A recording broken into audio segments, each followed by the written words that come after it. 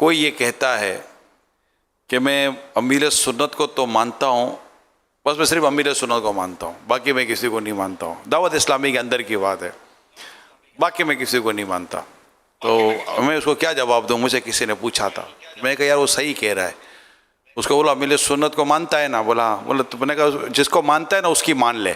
اب اس کی مان لی تو مرکزی مجلس شورا کے جھنڈے تلے آ جا. اب میں اپنے باپ کو مانتا ہوں لیکن اس کی بات نہیں مانتا، تو پھر نافرمان اور کس جانور کو نافرمان بولتے ہیں یار؟ اسی کو تو نافرمان بولتے ہیں کہ باپ کو باپ تو مانے گا، تیرا باپ بھی مانے گا کہ باپ ہے تو یہ مٹ تو نہیں سکتا. اب باپ کی بات نہیں مانے گا تو پھر وہ نافرمان کہلائے گا. نافرمان اچھا آدمی تو نہیں ہوتا، یہ بھی شیطانی وسوسے ہوتے ہیں.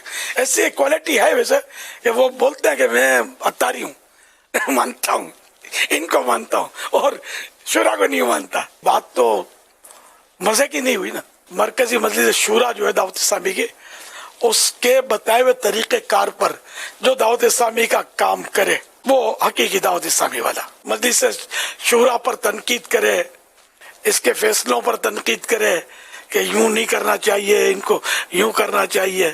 ارے میرے بھائی، یہ مرکزی شورا والے جو ہے نا، ان میں ایسے ملیں گے آپ کو کئی جو دعوت اسلامی میں جنہوں نے آنکھ کھولی ہے. کوئی 40 سال پرانا ملے گا، کوئی 35 سال پرانا ملے گا. آپ تنقید کرنے والوں کی تو اتنی عمر بھی نہیں ہوتی، پیدائی بعد میں بھی ہوتے ہیں.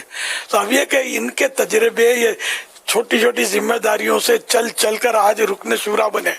اب یہ سارے 25 26 27 مل کر فیصلہ کریں، یہ ان کی غلطی ہے صاحب. ایسا فیصلہ نہیں کرنا چاہیے. اور تو کل سے اٹھا یار، تجھے پورا وضو کرنا تو آتا نہیں ہے، تو بول دو فیصلہ انہوں نے غلط کر دیا، یہ فیصلہ نہیں کرنا چاہیے. تو جو ایسی باتیں کرے اس کا دعوت اسلامی سے کوئی تعلق ہی نہیں ہے، سمجھو. حقیقی بھی نہیں ہے اور جعلی بھی نہیں ہے، تو مخالف ہے.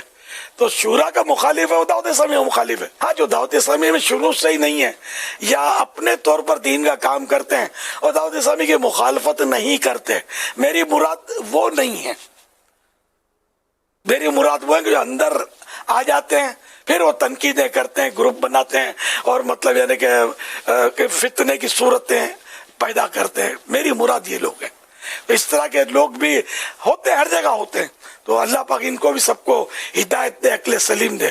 اگر کوئی ایسا ہے میری بات سن رہا ہے تو آ جائیں، اپنی دعوت اسلامی کو لے کر آگے چلیں اور دین کی خدمت کریں. دعوت اسلامی کا دوسرا نام مرکزی مجلس شورا کہ یہ چلا رہی ہے اور یہ فیصلے کر رہی ہے. ہاں، اگر یہ قرآن و سنت کے خلاف کوئی فیصلہ کر دے نا، خدا نہ خواستہ، تو وہ ایک الگ بات ہے کہ اس کو سمجھایا جائے. لیکن ہمارے پاس الحمدللہ علماء موجود ہیں، علماء اہل سنت، کس مطلب ماشاءاللہ ان کی صحبتیں اور موقع بموقع ان سے رہنمائی لیتے رہتے ہیں ہماری مرکزی مجلس شورا والے.